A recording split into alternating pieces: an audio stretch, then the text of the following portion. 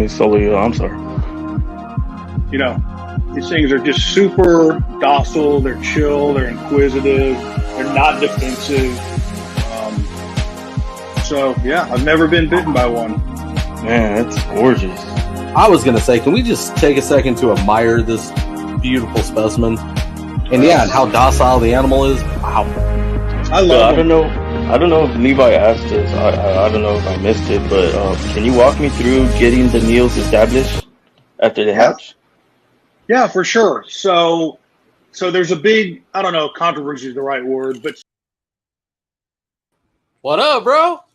Hey, is that how it ends? That's how it ends, bro. No. Okay. Anybody that wants to know the answer to that question now has to go back and watch Bill Stiegel give that answer, bro. Okay.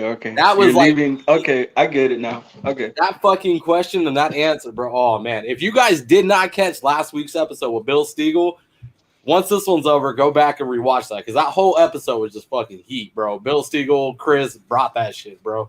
That shit was a wrap from the start. I'm wearing my Brian's Reptile Army shirt. Check it out. That's sick, man. Yeah, the one with the monitor. He has all the animals behind him. I think that's dope. That's me. Hell yeah. That's more me. So, yeah, just wanted to wear that. Of course, sponsors, hat, Reptile Crew. Oh, you already know. Only fucking hat that I trust to cover this chrome dome. Man, so U.S. Arctic updates. Let's hit it, boy. There's quite a few, isn't there? I really haven't been paying attention to the state level alerts, man. I wasn't ready for this. I was more paying attention to the body cam footage and everything that's going down with FWC. Oh, dude, yeah, you saw that? Yeah, man. For anybody that's not up to date, go check out New England Reptiles Nerds channel on YouTube. Donnie and Kevin just put out a video of some leaked body cam footage that reveals even more evidence to what we've been talking about. These officers were just out to kill the animals, man. Like, it's a whole thing. Check that video out, dissect it for yourself. I'm not going to put my opinion out there quite yet. So let everyone intake it. It just came out today, right? I want to say it dropped today or yesterday. This morning, bro. Yeah, this morning. There you go. Dude, my days are all mixed up. It's a whole thing over here. Yeah. Do we already say the alert for Denton, Iowa? No, I seen that one come up, and I forgot to click on it. What happened with that one? Tell me. It doesn't say it. I have to go in there and read because I haven't actually looked on it. It's non-traditional pet owners. Denton, Iowa has proposed a very broad ban on all species not native to Iowa or Nebraska.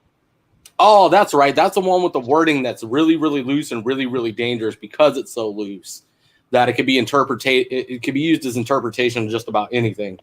And then you got Richmond, Virginia, has proposed a local ban on exotic or wild animals. It says see the full alert for the special species list with a meeting scheduled for May 8th. You can read the draft ordinance on the alert on the website. Virginia already has comprehensive state law. All right, check it out. Requirements. So for purposes of this section, the term exotic or wild animal means any live monkey, non-human primate, raccoon, possum, skunk, wolf, coyote, squirrel, fox, leopard, panther, tiger, lion, lynx, carcass, bobcat, bear, or any other warm-blooded animal which can normally be found in the wild, as well as any venomous or poisonous reptile or amphibian or any member of the crocodilian family, including but not limited to alligators, crocodiles, caimans, galvians, ferrets, rabbits, chinchillas, sugar gliders, hedgehogs, hamsters, gerbils, guinea pigs, mice, and rats that have been in captivity and that have never known the wild or domestically bred or legally imported birds, non-venomous reptiles, amphibians, and fish shall not constitute exotic wild animals. Okay. That's a bunch of verbiage shoved into one paragraph and not broken down very well.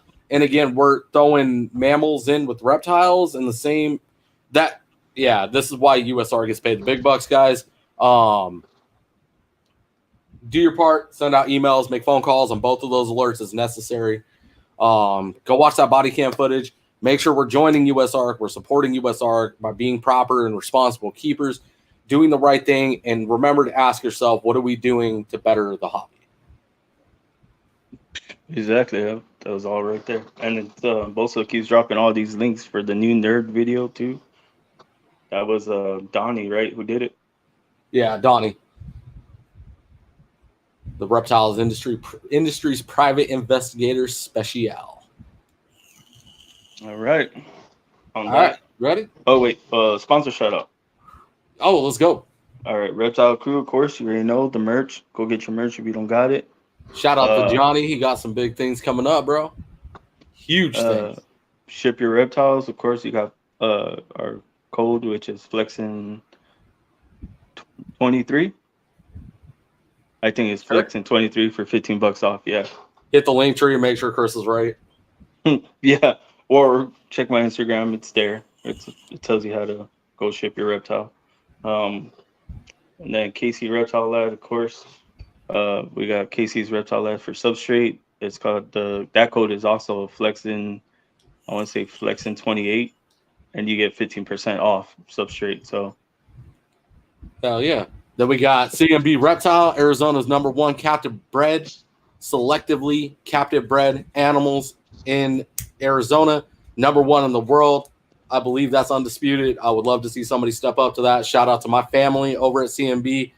Love them. When you need a selective captive bred animal, hit them up. Only shop on the west side of the United States that offers in-person sales of Reach Out Reptiles animals.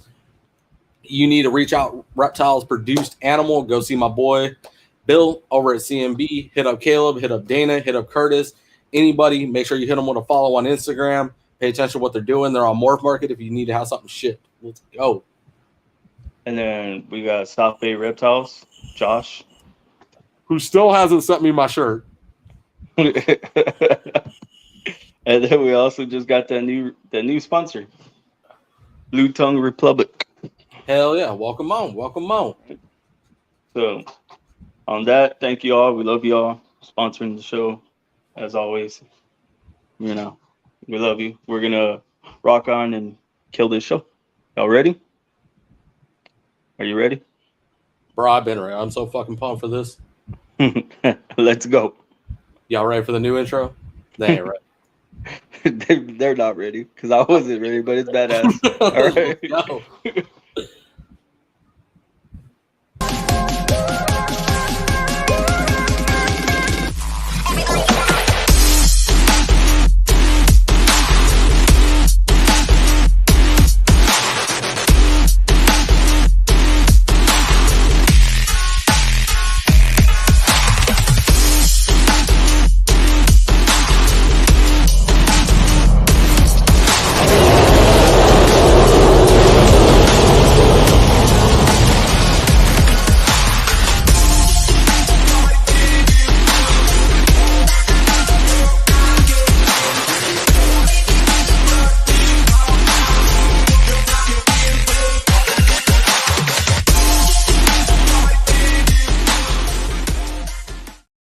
Shoots. What's up, everybody? Welcome to Sexin and Flexin Live Sunday. We got my co-host Levi from FTL Reptiles, and we got Patrick from Graceful Serpents. What's up? What up, Patrick? How you living down there, bro? I'm living, bro. I'm living. I feel it, man. Man, I'm telling you, bro, I can't get over that wall behind you, bro. That shit is clean.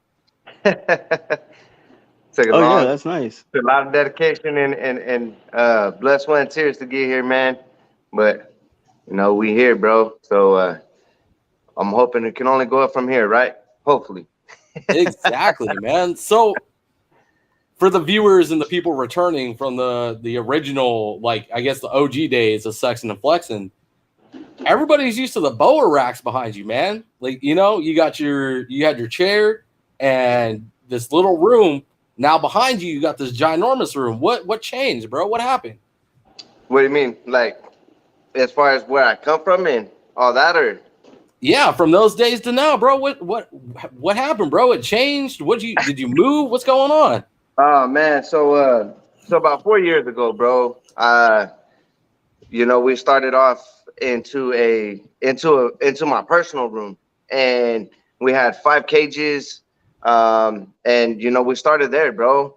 And every year we just kept grinding, we kept adding, we kept working hard, kept breeding, bro. And 5 cages went to 10 cages, 10 cages went to 15 cages, and then 15 cages went from my room to a full bedroom. And then within 3 years, we outgrown a full bedroom. So back in December of last year, we were blessed with this 2,600 foot facility, bro. So we were able to move here, and now I have roughly around 200 plus snakes now. So it's really exciting, man, to have gone from 15 snakes to over 200 snakes now. We went from breeding. I went from breeding 4 females a year to where this year I was able to run 7 or 8 females just in boas, and then I got ball pythons going, clubrids going, leopard geckos going. So it's really exciting to have expanded, not even just from a room to a building, but to expand the collection and variety from boas to ball pythons to colubrids to leopard geckos. So it's just really exciting, man, to be where we are. Very humbling, man, for sure. So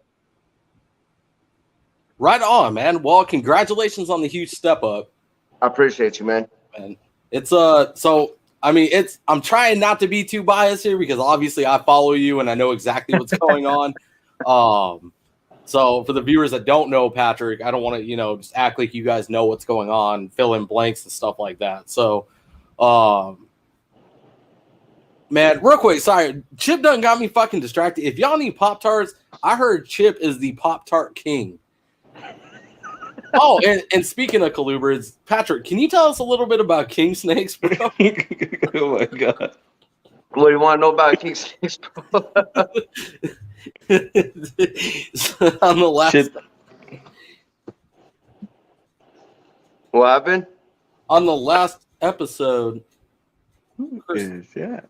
what? Yeah, I don't know who that is. On the last episode, we were talking about king snakes, and Chris was completely clueless that king snakes eat other snakes. King snakes they'll eat each other if you don't watch them when they're breeding, bro. I actually paired one of my so I have a male and 2 female Mexican black kings. The first pairing was successful. The second female tried to eat my male. Because the male will actually bite the female when they breed. Well, the female bit the male back, and they rolled up, and I had to pull them immediately because somebody was gonna die. And at that point, they will kill each other and eat each other. So even breeding them scary, man. You just gotta really pay attention. Even with my milk snakes, man, I'm very cautious when I breed my milk snakes. They're cousins to king snakes, so they have a very similar mentality, bro. If the first opportunity they get, they would eat each other. If one dominates the other, or if one just, that's why it's very important. And the thing I've learned with breeding clubrids is keeping them fed, bro. Keeping them fed, keeping them nice and healthy, so you don't have that issue. The female Mexican black, it's not that she wasn't fed. I don't think she just wants to breed, bro. Like, I'm gonna be honest, that's the second attempt I've tried, and she's tried to kill my male 2 times, not one, just 2 times, because I just tried again recently, and she tried to kill him again.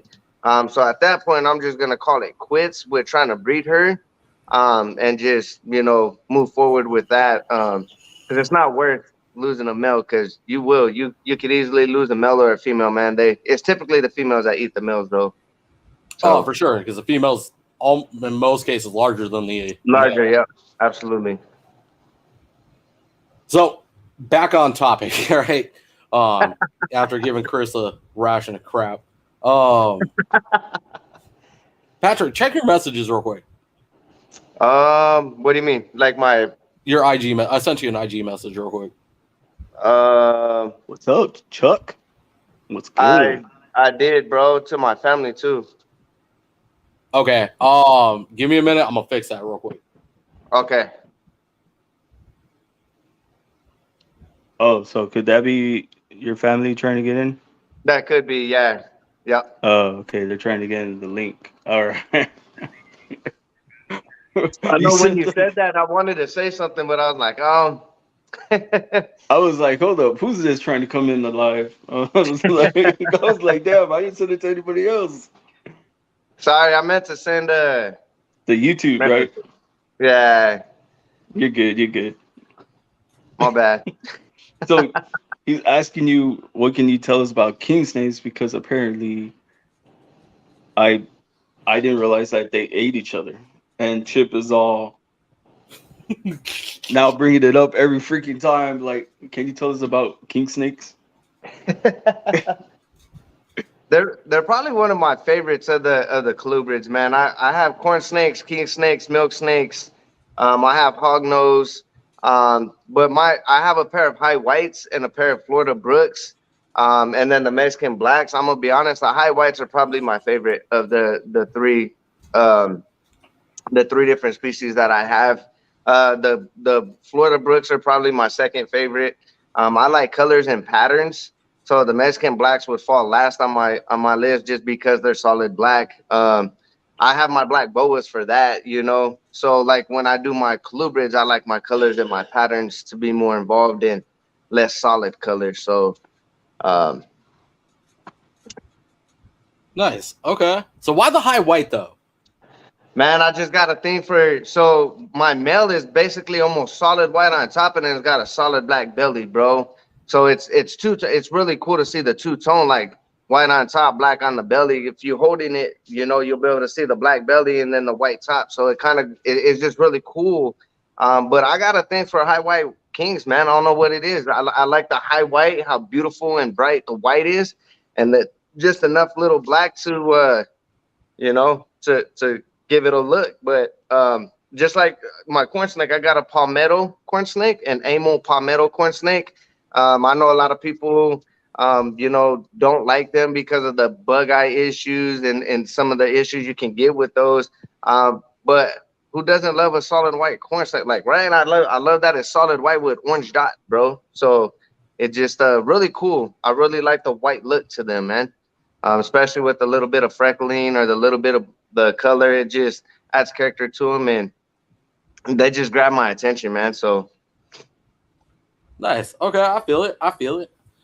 So when you say you like color and pattern, right? What other colubrids are you working with that draw that deeper interest for you? oh, bro, my milks would be next, man. I love the striping on my milks, dude. The colors. I got a big anery female that I'm breeding right now. She's more plain. She's just like a black and gray, brownish color.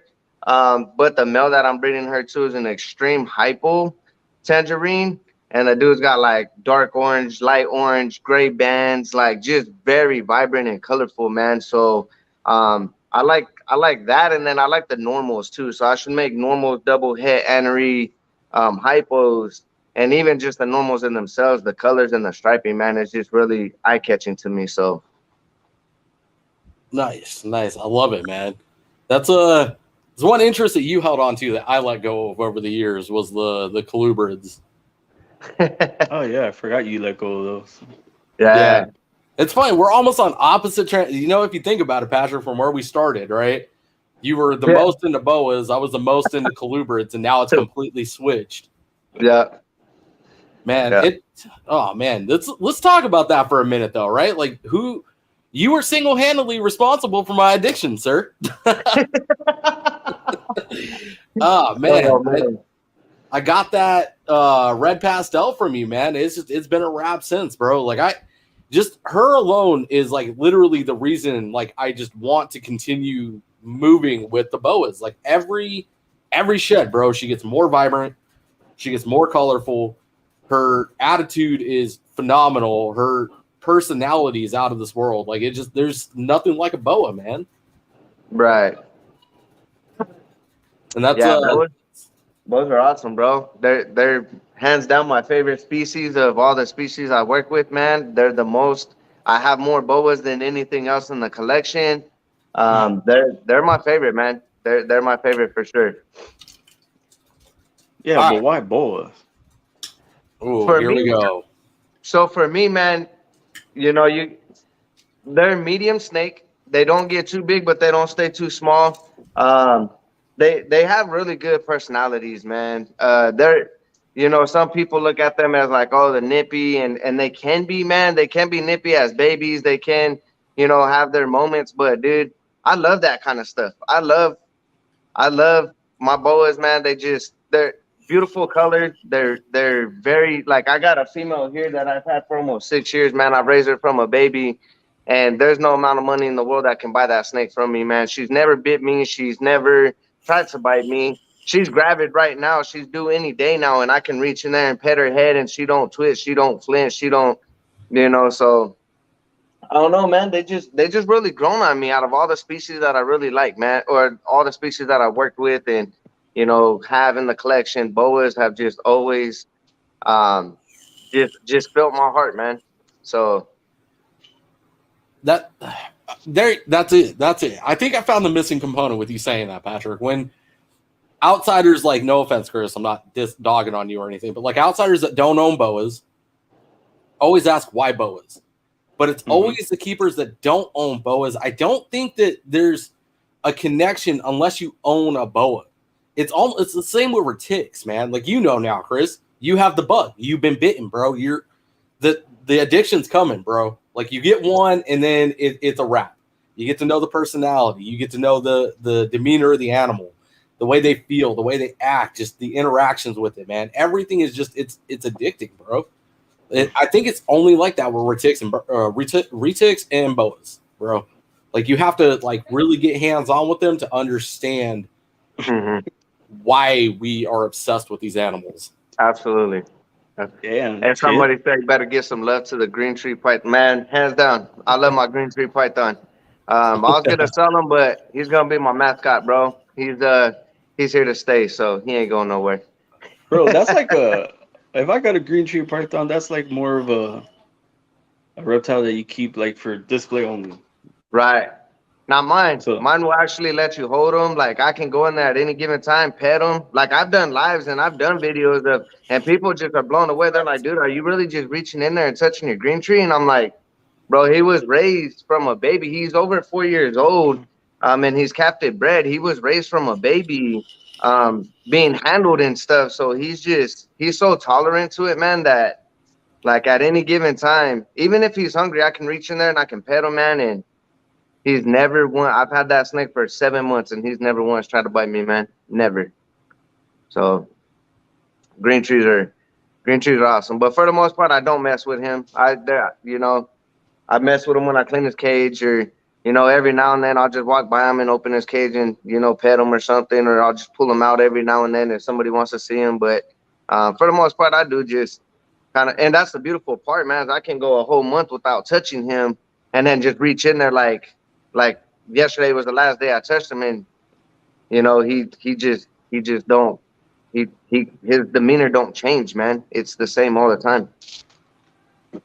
Goes to prove, man, that time, love, and patience with these animals pays off. Even the ones that, Bill Stiegel in the last episode kind of disproved that, right?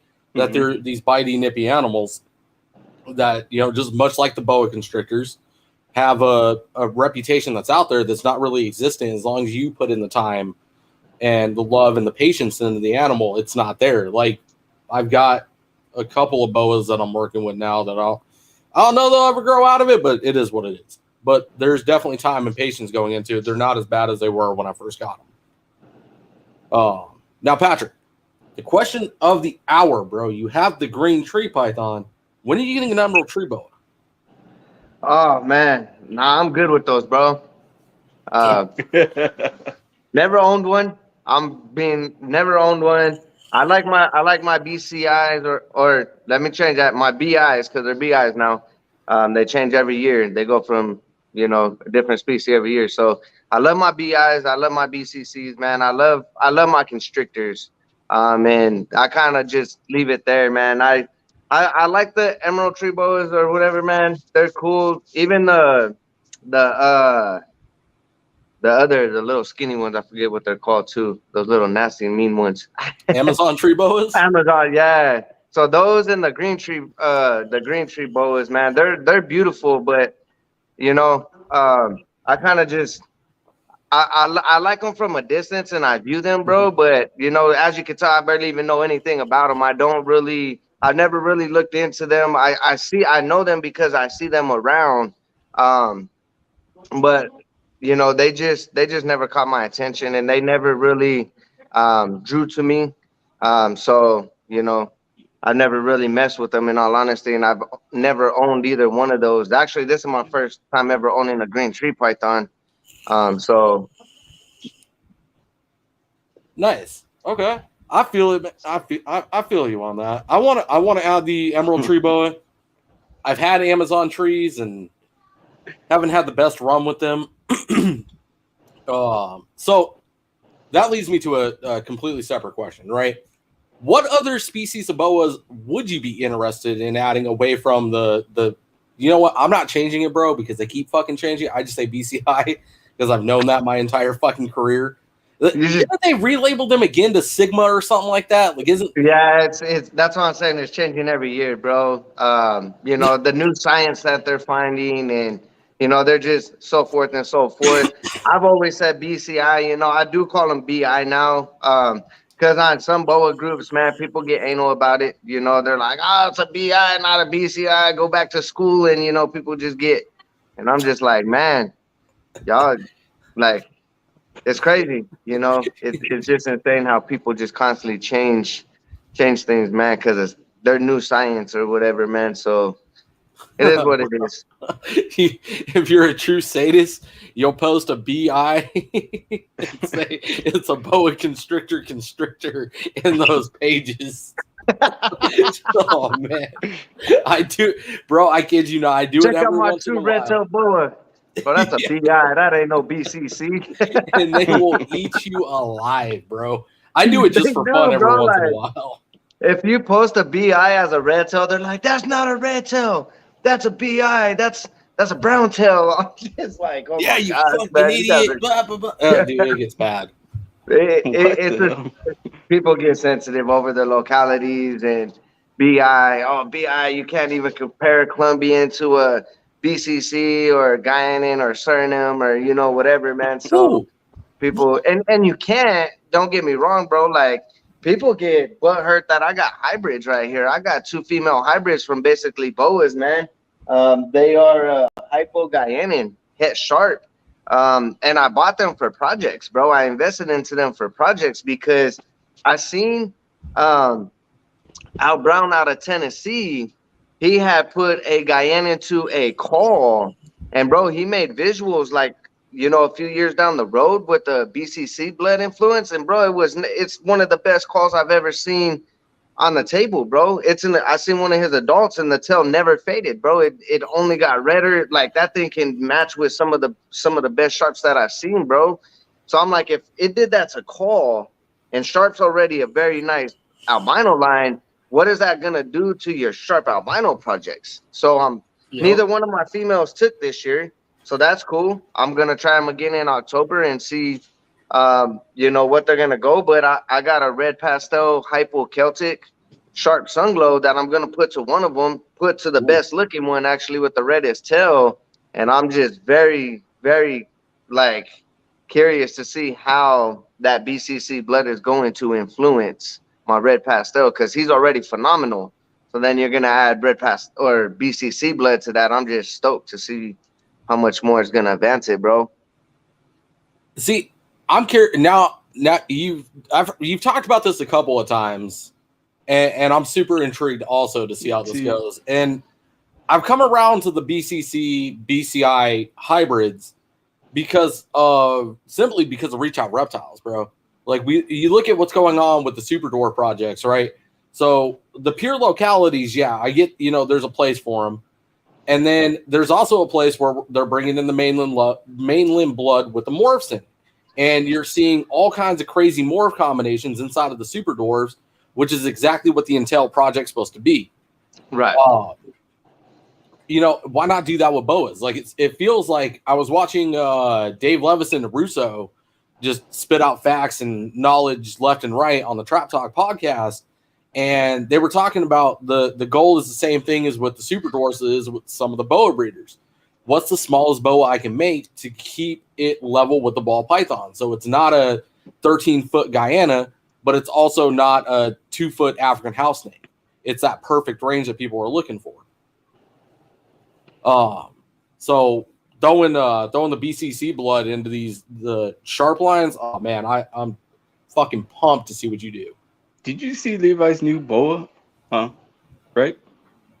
Oh, Patrick, did you lose your sound? Nah, I tried to do something and it blocked me out real quick, bro. Are you there? Oh yeah, well, you're good. You're Yeah. good. Sorry.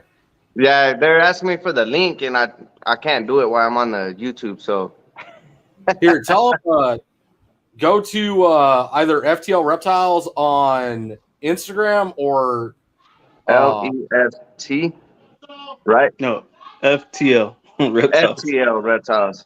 yeah, Yeah. Sorry, on guys. Instagram, and then or Levi Nelson on Facebook. Okay, Levi Nelson on Facebook, one of the two. Yeah, my Sorry about that, guys. Didn't mean to interrupt your podcast. No, you straight, bro. It happened. Yeah, you good. Sharp line. Retics are the Bud Light of snakes. Oh damn. Whoa. Pump the brakes, Chip. Pump the Right? brakes, sir. That no. Ball pythons aren't. Never mind. I'm not. Yeah, I was like, don't say that all out Oh, world. There we go. My inbox is going to be so full after that. Anyways, moving on. So back to the subject, right? So Patrick, you're going to put the BCC blood into the sharp line that you're working with. Man, I'm excited for that, bro. Like, I can only imagine how vibrant that animal is going to be just thinking about a BCC in the red pastel that I have now. I mean, of course, yours is sun glow. Whoa, bro! Like, just whoa. That's what I do. Man. I look at my Milk Sunglow Red Pastel, man, and I'm like, he's. I just posted him recently too on my Instagram and on my Facebook, bro. He's like orange and red, and like he's insane, man. And he's only getting better with age. And I'm like, I can't wrap my head around how intense that's going to look. With BCC blood, bro. Like I seen what BCC did to an albino line that fades as an adult, bro, which, I'm not dissing Call by any means, but if the fact of the matter is, bro, I got a female adult right here that's almost 7 foot, bro, and you can barely see pattern. She just looks like a really dull yellow snake, bro. Don't get me wrong, quality has a lot to do with that, and they're starting to change that now because breeders are starting to really, take more pride into breeding and take pride into actually advancing their projects and making these calls look really, really nice, man. But when I seen what it did to a snake that typically dulled out as an adult, bro, and I'm like, man, that thing did not lose an ounce of color, bro, from a baby to an adult.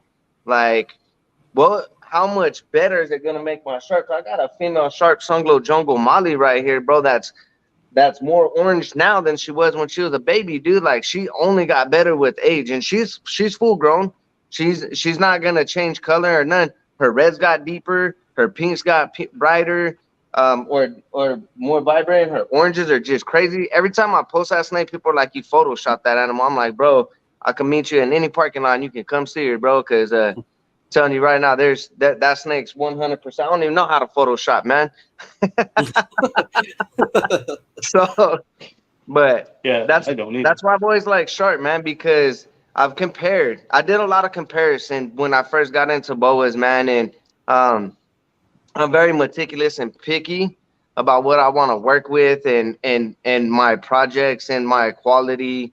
The key to that though is a lot of people don't understand is you gotta pay to play, bro. Like you want quality, you're gonna pay for quality, man. It's just what it is, because there's a lot of times, I post animals when I have babies and stuff. People are like, man, that's I can go find this one for $200. Go ahead, but look at the difference in the quality. Like you gotta pay for quality, man. It's like that with anything, right? So whether you're a breeder or whether you're a contractor or whatever the case may be, you got painters out there that will paint your house $500 less than another painter, but what's your quality of paint job gonna look like? You know what I mean? So are you gonna save the $500 or are you gonna spend the extra $500 and get the quality that you're wanting originally, man? So it just don't work with reptiles. It's in all aspects of life, bro.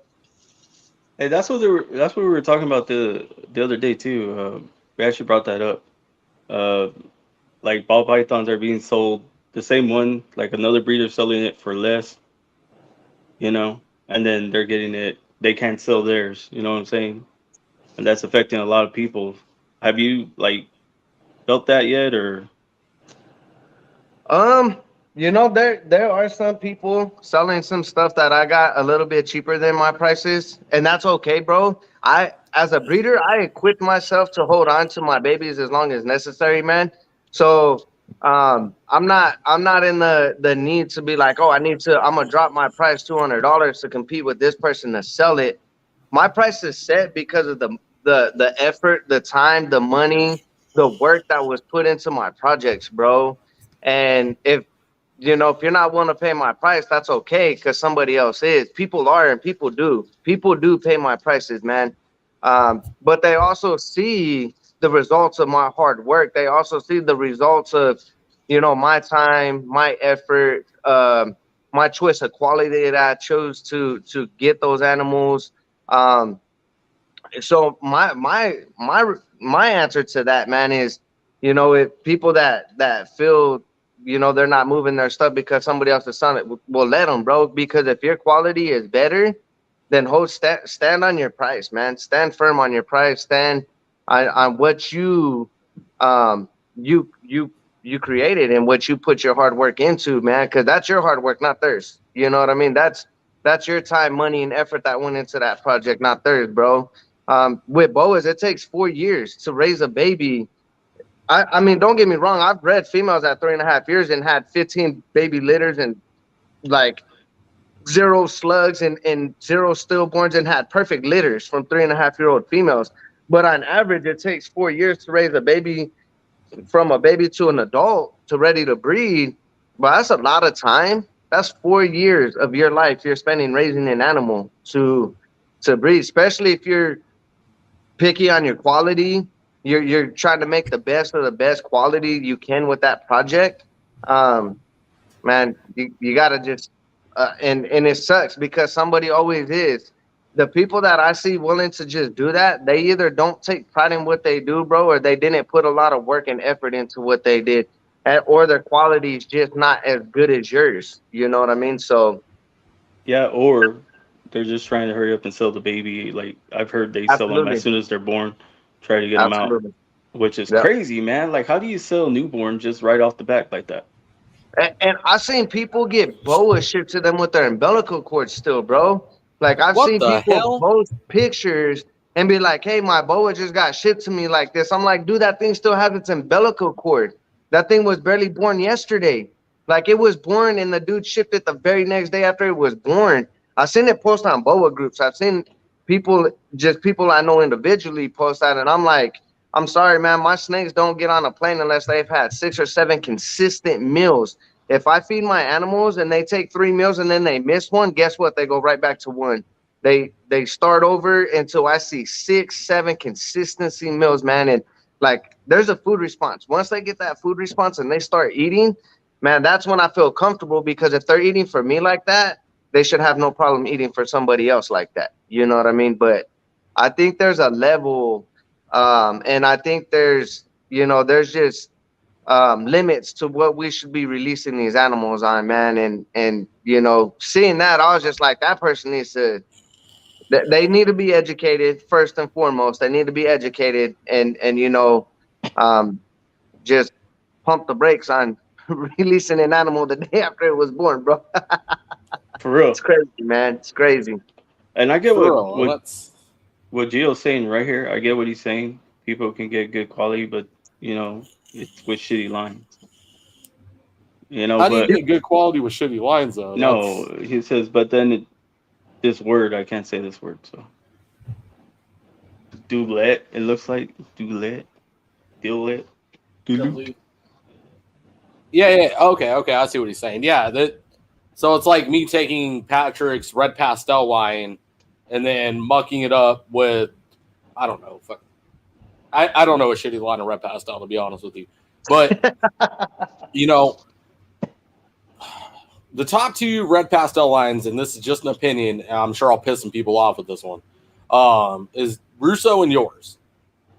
Like the two that stand out the most to me are the Scarletto line because yours came from Europe, right? Yeah, mine came from Europe. Yeah, I got mine directly imported from Europe. The male. Yep. Your line is vibrant, it's clean, it's crisp. Russo is working for the color, the reds that are popping out of them. You know, that's you know the example of what we're talking about. Like it's taking the line to the next level, and then Gio's saying like, you can get those lines, but then if you're going to put it back to a low quality normal and just continue to dilute it and not put it to anything that's going to step it up, like, yeah, Right. you bought quality, but it's not quality in, quality out. It's quality in and trash out. Like, let's That's be where realistic selective here. breeding comes in, bro. That's what makes that's what makes your work stand out more than somebody else's too that's breeding on that level, bro, is because selective. I just got a purple pastel litter, bro, and I've been breeding purple pastels for 4 years now. This is the 4th year that I've had purple pastel litters, and I can tell you right now, hands down, this is the best purple pastel litter I've ever produced in 4 years, bro.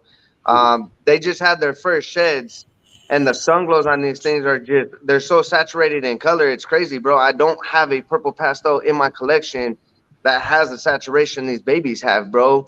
And I'm gonna be honest, I may even have to hold them back for another shed or two just so I can really get a visual on what I want to keep, man, because I selected bred this pairing.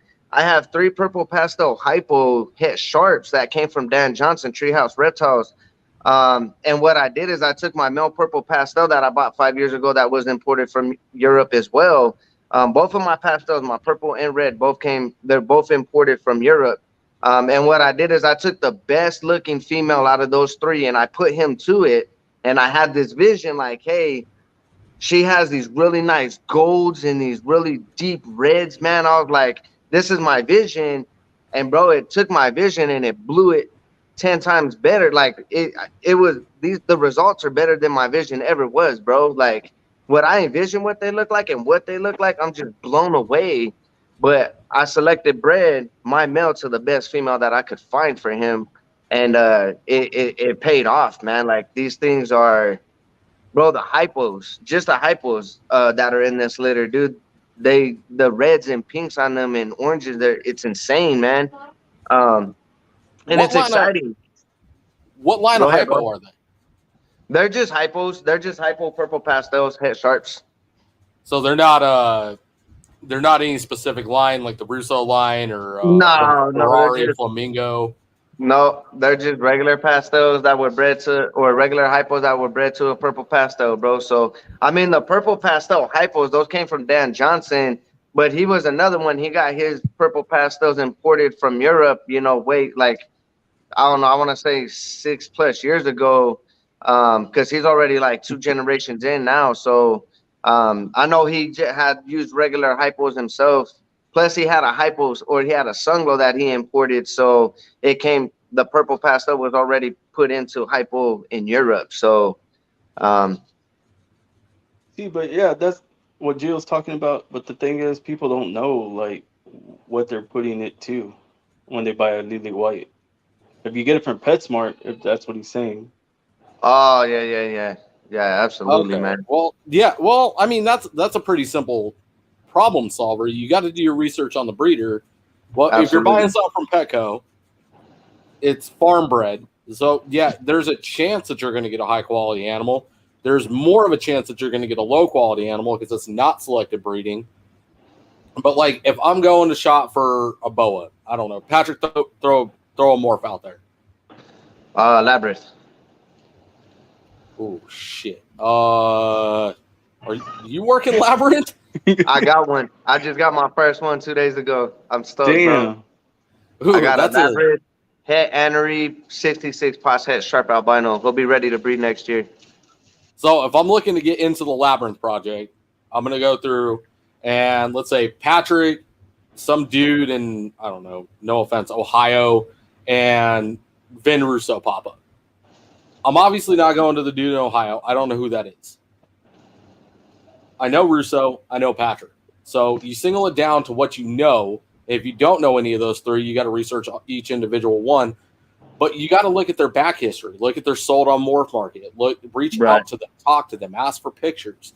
You know, this is with all morphs. It doesn't matter what snake you're dealing with. What does mom and dad look like? You know, go back to the retics. There's so much about the super dwarf retics could be used in anybody's research. Ask for pics of mom and dad. Ask about the pairing they came from. Ask about who produced mom, who produced dad. You know, you got to go down. If you're going to select a breed, you got to go back generations to where these lines started. You go to Russo and you ask him about his bloodline, and he's got a Bible's worth of background on that animal and how this, God, he just posted one too. Did you see that, Pat? The red? That just, oh my, it was like fire red, literal like burning fire red, dude. Just insane. Yeah. Dave, that bodybuilder dude, he just posted, dude, did you see the blood he just posted? No, I missed that one. The bloods that are starting to be produced now, man, they're getting up there with that red, man. But yeah, Russo, I actually just started following him on Instagram about 3 weeks ago, bro. And man, by the time I got to, 5 minutes into scrolling, bro, I had a puddle of drool on the ground, bro. Like, that dude just has some of the most reddest boas, man. Talk about somebody that takes pride in what they do and actually selected bred their animals, man. Okay, so I have a question. Like, let's say I'm a first-time buyer, right? And you're there next to another table, and the other table has the same boas as you do. And I'm coming in. How do you get me to your table? I don't know, man. I've only vended twice. And man, it's hard for me to answer that. And I'll just give my honest thing. I'm not in this for competition, bro. I'm not in this to be better than anybody else. This is a journey for me, bro. And the more people I can bring along with me and bring up with me, bro, that's my goal with this. I would encourage, I'm gonna be honest, I'd be that guy, be like, hey, bro, if you like his boa, better get it. Like, it looks like a really nice boa. You know what I mean? Like, we all need sales and we all, need the money to keep our collections going or whatever. But, I also make enough too to where I can sustain my collection if it don't sustain itself. So I'm not gonna try to take away from somebody, bro, and I'm not gonna compete with somebody. I'm more of, I don't feel that I need to attract somebody more to me than somebody else, because I feel like that starts getting competitive. And like I said, man, this ain't a competition with me. This is a journey, and it's not about who's got the better animal or who's gonna make the sell. It's about doing what you love, man. And when you do what you love and you're passionate about it, man, that should always be your main focus. And the money will always come, bro. There's always enough in this industry to feed everybody, to pay for, what we need to pay for. And so in all honesty, that's the best answer I could give you on that one for me personally, bro. That was a good answer, bro. I'm not gonna lie, that was a great answer. That was a solid answer. I was going to say, I know where you're going with that one. You're looking for the Emilio approach. Honestly, like, as a first-time buyer, if I walk to any ball python table away from, like, maybe Bob Vu, and I'm going to Florida, like, I guarantee I'm getting attracted to Emilio. It's just about the customer service interaction. And right. Patrick, I think that's where you beat a lot of people out, too, is just the interaction and the knowledge. Well, there's several of them out there that do that, though, like just like Emilio does. I know a lot, like, not a lot, but several, a few. Exactly. It's 1 out of probably 10 at every expo, to be honest with you, bro. Like, I took note. So here's a fun one, Patrick. I was taking note when I walked through the expo this last Saturday. Bro, I will tell you, our expo does not have an Emilio right now. Fucking cold hard facts. The Phoenix Reptile Expo does not have an Emilio. There is not anybody there that does what Emilio does. Like, as a first-time buyer, I understand a lot more now. Like, walking in after talking to Emilio several times about the interactions that he has, hearing his guest experiences and hearing about these expos that he's been to, just using him as an example here. We don't have one here, bro. And we need one for that first-time interaction. We need a Bob Vu. But anyways, that is tough, though, right? Like, you walk up to a table, and Patrick, let's see if you concur with me. As a buyer, which table are you going to, Pat? If you see two of the same boas. In my honest opinion, let's say they are the same quality, right? Same quality, same price. What's going to determine where your dollar goes? You know what I mean? I can easily answer this, bro. And I see it a lot. And this is something have even just talked about recently. I got to meet Big Mike at basically Boa's Friday, man. And this dude was humble. And he sat there and talked to. I drove 6 hours one way to meet this man, dude. Very humbled man. He's been doing this for 38 years. He's got besides Jeff Ronnie, he's got one of the bigger names in the BOA industry, man. And he gave me the time and day. And I told him, we even had this conversation, and I said, man, what turns me off to a lot of people is their arrogance, man. And what turns me on to wanting to buy from somebody is their humbleness. Bro, I'm going to be honest with you guys. 6 years ago, I was living out of my car. I went through a divorce, and I was living out of my car for 7-8 months. And I found God in that time frame of living in my car. I gave my life to God.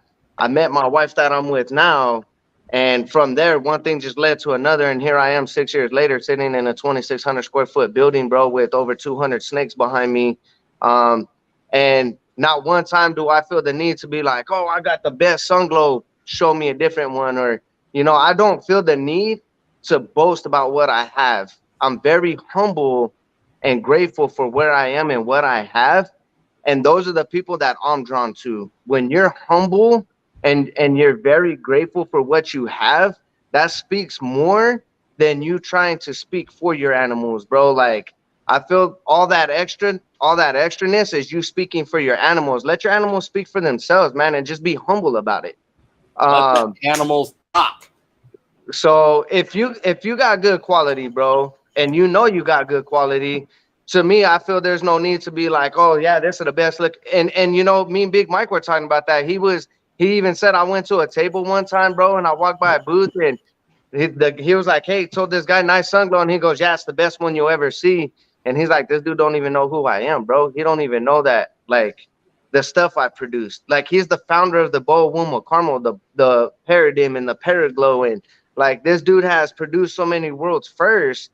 Like, and he's like, dude, you don't even know who I am. But he's like, cool, Boa. And he said, even my daughter looked at him and just smiled and walked away, bro. Like, and that's the stuff that will get me to not buy from you.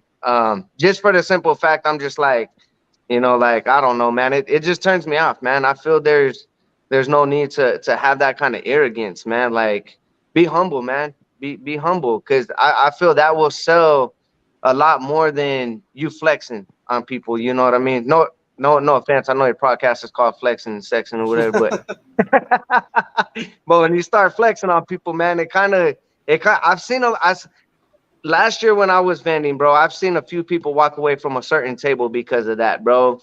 Empty-handed. And so it's things I pay attention to, man. It's having conversations with buyers. You know what I mean? And I've had people buy from me just for that. They're like, hey, I want to talk to a breeder that's selling the same things you have, but because of your demeanor and your conversation and the way you treated me is why I wanted to buy from you over them. So it makes a big impact on who you are as a character, your character and stuff, so. No, for sure. And here's the best thing, bro. Usually those people that are trying so hard to flex those animals, they're not the top of the crop either. Like, they're really not. Like, it's the humble ones that have the top of the crop. The ones that are out here trying to flex on everybody. Oh, best sun glow in the world. Blah, blah, blah, blah, blah, blah, blah. It's not. Like, a first-time buyer, maybe he's going to think that's the hottest thing on the market. But you do some walking around and you realize real quick that that's probably mid-grade at best that they're trying to flex so hard with. It's not. They're out to make a sale. They're out to try to make themselves look big. Like, it's not. It's not what they're. It's not. They're really not flexing much. Right. Why have I heard this like several times? That what Chip's talking about? What? Even Bill Stiegel said that. What's the FNA? Every person can retake only podcast. Bill Stiegel said the opposite, though. He said that I'd rather do one of these podcasts than an all, like, remember? An all Chondros podcast. Yeah. You remember? Yeah. And I No, was he like, said, yeah, he said the same thing. Like, stay away from the.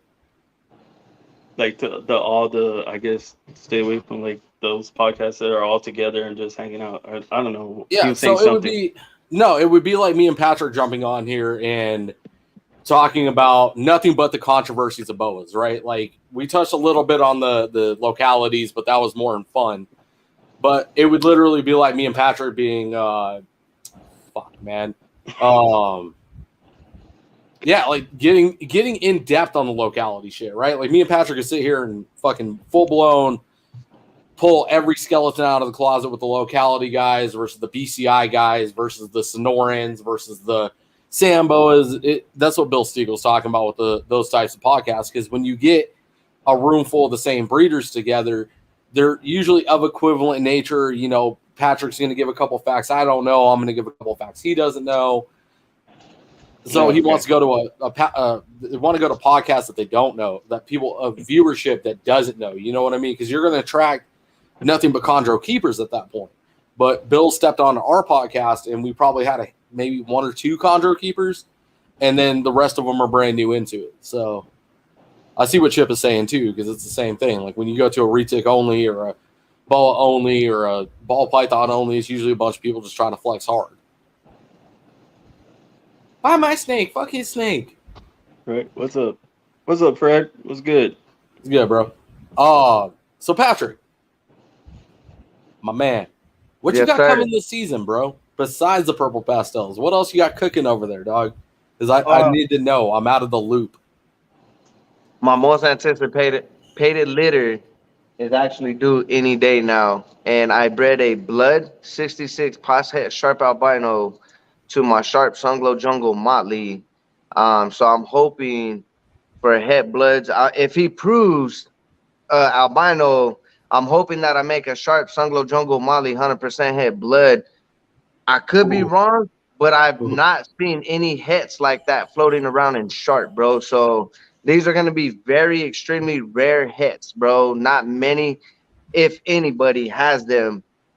So I'm very humbled and excited to work with this project, man. I know a lot of people are making fire opals and or pills or whatever, and I know a lot of people are making the visuals, but I see nobody making visual junglo, blood, motley, sunglows, you know. So it's really exciting, and I'm really over the moon with this project. Hell yeah, To see throwing your what hat in the comes out blood, of it, man.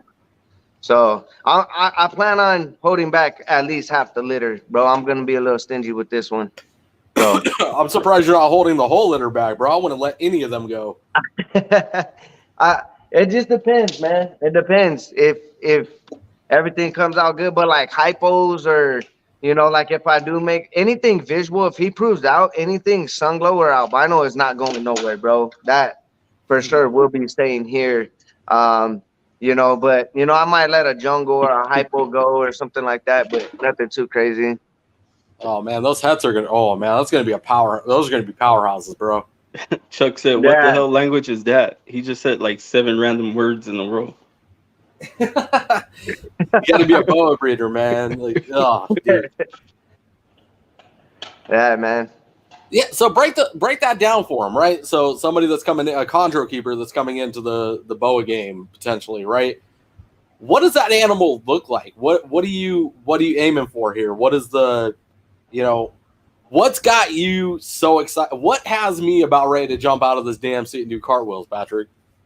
Bro, well, for anybody that hasn't seen my junglo, you know, my Molly Sunglow Jungle, you know, she's just, her colors are mind blowing, bro. She's 6 years old. She's got the most reds and pinks that I've seen so far on a boa on her level and at her age, bro. And so my mindset went with that is what's gonna happen if I put blood to that and add even more red and I add even more color to that, because that blood is gonna intensify those oranges and those reds and those pinks. So what is going to happen when I put blood to that in a visual form? Bro, if you look at a lot of like sunglows het bloods, a lot of time you can see the blood influence. People are like, oh, you can't see hets in a visual form, but sometimes you can, bro. Like het aneries show sometimes, you know, they'll affect the pattern a little bit, or they'll fade out the animal a little bit. Bloods, I've actually seen bloods influence, even het bloods influence a regular sunglow albino or a regular sunglow, bro. It will actually make the colors a little bit deeper, and it ain't even a visual yet. So in my head, when I see these hits and people post, "Oh, this is sunglow het blood," I'm like, bro, that's crazy. Like, just look what the influence did just from being het blood.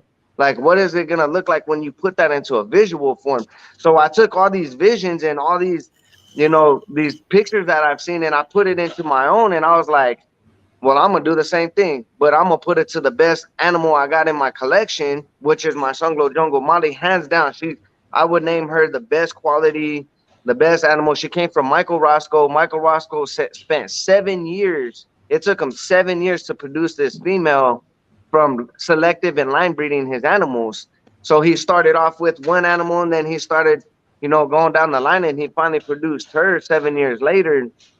And he really put the time and soul and hard work into creating this, to producing this animal and the quality. So, you know, I took the blood and put it to the best quality animal in my collection. And so I'm really just over the moon on how this is going to influence that project, bro. It, you know, again, I get these visions, bro, and I want to I want to make them a reality. I get these visions and I want to make them real, bro. And that's what I'm doing, man. I get my visions, and that's what a dream is, bro. It's a vision that you believe, it's something you believe in, something you see, and you make it happen, bro. It's kind of the same thing. I have these visions on what I think it will look like. Well, I'm gonna put it into action and see what the results are. 90% So of the time, the results are always better than I ever imagined. I feel it. So now I'm curious. You said there's Molly in there, right? Molly, yep. Let's say you produce these, not let's say, when you produce these visuals, right? Let's go 3 years later. You have a female sitting around. You don't have a project for her yet, but you have a male IMG only. What do those babies look like? Are they going to jet black because of the Molly and the IMG, or all the other morphs going to change that? Are you finally going to break the all black? I got two IMGs right now that never went all black because they have my most powerhouse IMG. She is IMG Motley Jungle Hypo, 100% head sharp, 100% head anery. So she's a 4 gene animal, and if she's double head for anery and sharp, she did not go jet black. She actually kept her pattern. She got really dark. She's 2 years old, and you can still see her pattern really good. She held her pattern, and it looks really phenomenal. The only one out of the three that I held back that actually went black was the IMG Motley by itself. But when you start adding hypo and jungle, well, I've seen hypos go jet black, but it's rare, bro. It's very rare to see an IMG hypo go jet black. The hypo typically works with the IMG as a color enhancer, and it typically turns their eyes golden. It enhances the oranges and the reds in the hypos. And you can use it as a color enhancer as well. So the thing I've learned with working with the IMG, it just don't make jeans go solid black. Like if you put it to a Aztec, I believe, if you put IMG to an Aztec, it'll go jet black. There's actually a couple mutations you can put it to where it'll go jet black. But then there's mutations that you put it to that it'll actually work as a color enhancer, dude. So like if you put IMG to hypo, 90% of the time it works as a color enhancer because hypo is a color enhancer. So the hypo typically fights off the IMG. You'll still get your IMG look, but you'll still be able to see a lot of pattern and a lot of color from the hypo part of it. So this animal that I have that's IMG Motley Jungle hypo, it's insane, man. She got all her pattern. Her colors are really nice. The black is going really good with it. She's half striped and then half patterned. So it's just really, she turned out really good, man. And I was hoping that she didn't go jet black. I was hoping that, you know, with this combination, she would get the IMG look, but still have her pattern. And that's exactly what's happening. So I'm very pleased. She definitely got a lot darker than when she was a baby, but I'm very pleased with the results. And again, a vision that I had. And it's it's holding up to what my vision was, bro. So that's the beautiful thing about this industry, man, and working with animals. It's working with living art, bro. Oh, 100, man. That's awesome. So is IMG in the potential mix for when your blood visuals come out? Yes, I will be putting. I'll be even putting IMG to my labyrinth. I'll be getting the IMG in the labyrinth. I want to put IMG. I got a Paraglow and a Paradigm that are 100% hit anneries eventually. I'm actually gonna put my Paraglow, my male Paraglow hit annery. I'm probably gonna put him either to my Mali IMG double hit, or I'm gonna put him to that Hypo Jungle Mali double hit, because that way I'll get some really cool stuff. But I want to add IMG to my Paraglow stuff. I want to add IMG to my blood stuff. So yeah, I want to mix it in. It's just gonna take time. It's gonna take time to get there. For sure, man. So, right, you mentioned a key word for me right now, time. So, even going back with Chris, right, we're going on, what, 4 years, right, that we've all known each other? Yeah. Oh, yeah. Yeah, look at how much has changed, man. Like, look at the projects that you have out, Patrick. Like, the female that you were just talking about, the IMG Molly Hypo. I remember when you first produced her. Yeah. And I'm pretty sure we thought she was going to go black, right? Mm-hmm. A lot of people were. Yep. A lot of people thought she was gonna go black. And yeah, now that she's 2 years old and holding that pattern, man, congratulations. That's huge. Thanks, man. Thanks. That's awesome. And then to hear about the projects that you have coming up, I remember hearing a couple of these 2 years ago. Yep. They were super anticipated, and now they're about to hit, man. Congratulations. It's huge. Absolutely phenomenal where you come, man. Yeah, I bought my male blood from Aussie Boy 2 years ago, and I put him to work this last year. And I bought him. He was only 3 months old when I bought him, so he was a baby. I put in the work of raising him and raising him up and getting him where he's at. That's awesome, man. What is Chip saying now? Talking shit as always. Dude, I remember the first day I met Patrick. That was crazy, man, how we met. But, Yeah, man, like, let's throw it back real quick. Damn, like, how far all of us have come and where we are now. This is amazing, man. Look, again, look at behind Patrick, bro. Look at that wall. That is and that's over only half of it, 5 bro. times. This wall's 42 feet long. He's in a shop now, guys. He's in a shop where he said he'd be. Yeah. Make goals. Make them goals a reality, man. Have dreams. You know, it's all about, with me, man, I know a lot of people say you work hard, you know, and you get results. And that's true. That's true. But I believe, and this is just me, but my faith with God and my relationship with God is why I am where I am today, man. I've tried doing things on my own so many times in my life, and I failed so many times in my life, man. And the one thing that I strive for the most and I put God into it, it grew to a point that nothing else in my life has ever grown. I'm LLC. I own a business, man. I've been very successful and fortunate lately. And I thank God for everything, man. Like, I don't take credit for nothing, but give God the glory for everything, because I feel without him, I know without him, I wouldn't have what I have and I wouldn't be where I'm at. Because when I found God, I tried doing life on my own, and I was living in a car, bro. So, you know, when I found God and I gave my life to God and truly gave my life to God, and I told God, from here on out, anything I do in my life, you're going to be center of it. Look where I am 6 years later, man. So, and that's just me and how, you know, my belief and my faith. And I know everybody don't believe in God, bro, and that's okay. I don't judge anybody. I don't look at anybody different, but this is just me. This is where I am, and this is why I feel the way I do. And I'll never change my faith for nobody, bro. Nobody. So Respect, bro. A lot of respect for you, Patrick. That's, you know, you've gotten some love and you've gotten some dislike out of that too, bro. So I've seen it. I've seen what you pushed through, and congratulations on keeping your faith, man, and pushing through and doing what you do best. Absolutely, man. So The big D's. What up, bro? Long time no see, Derek. Patrick, my next burning question, bro. What's next for Graceful Serpents? What is the next? Man. You guys got the shot. You're killing the boa game. You're killing the Kluber gang. Yeah. You're slamming the leopard geckos. You got your frogs flying off the shelves, bro. What's next? Man, bro, I love being a breeder, and I love breeding, man. But in all honesty, it was never my dream. It was never my dream. Since I was a kid, my dream was to open a shop, bro, and to own a pet store, legit pet store.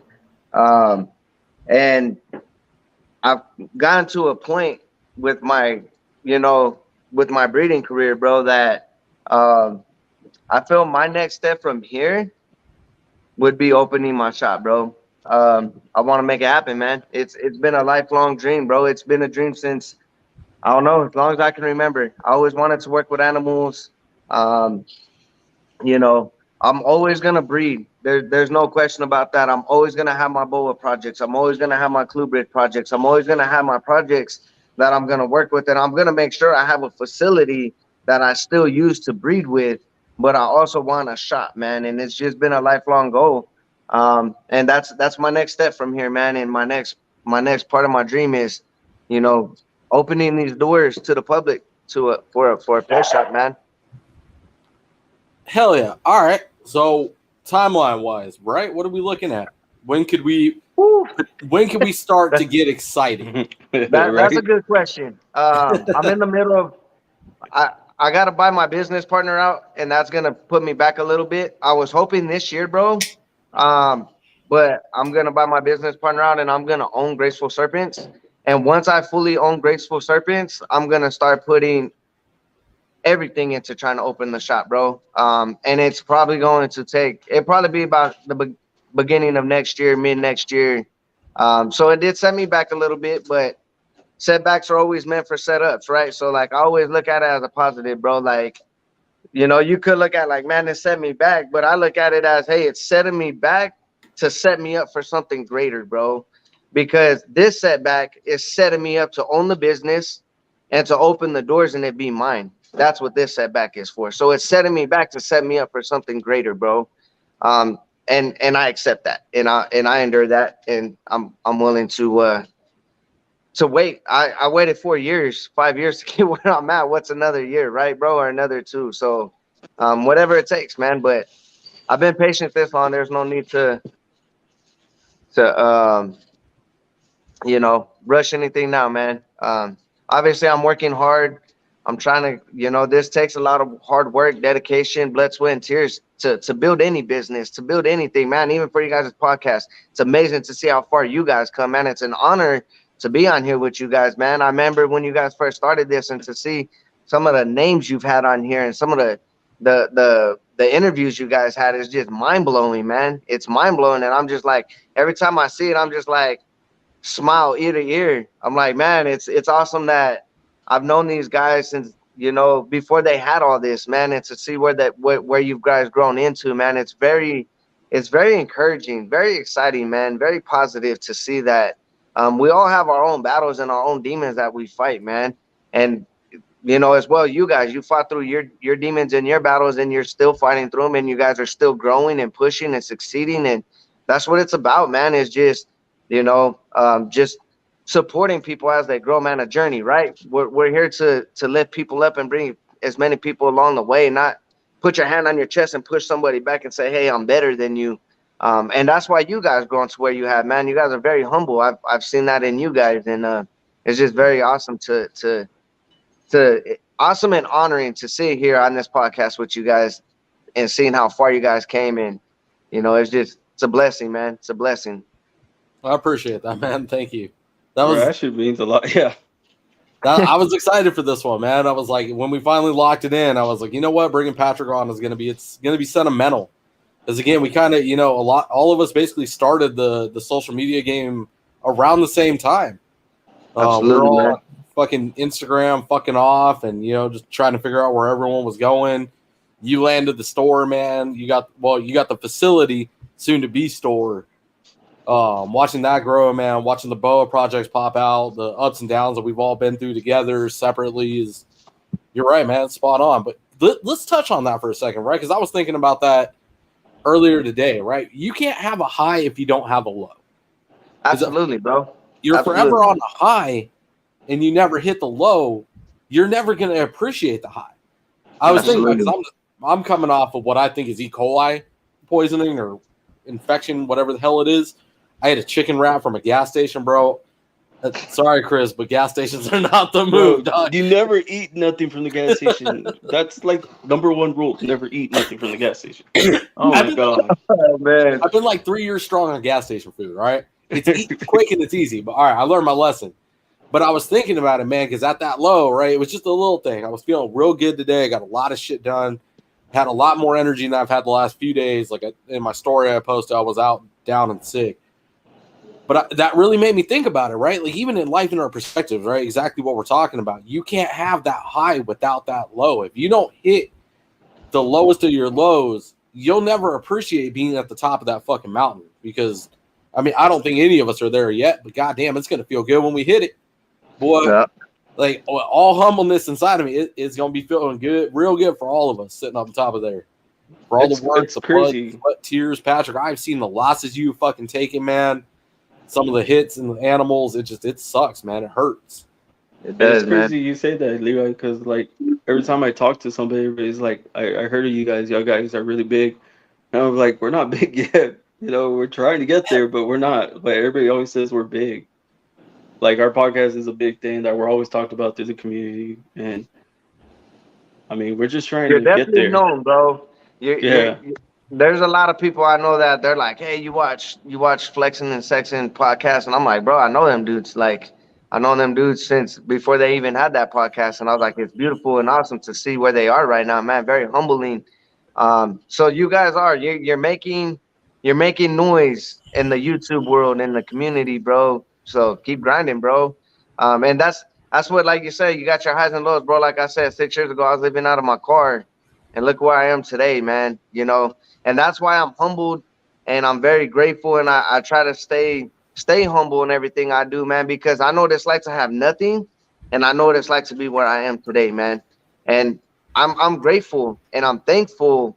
Every day I thank God I went through what I went through, because it made me humble in who I am today, to be more grateful for what I have, man. And not to lose sight of that, dude. So, yeah, you know, these animals they're not just breeders to me, man. These are animals that I've spent years raising, man. Time, money, effort.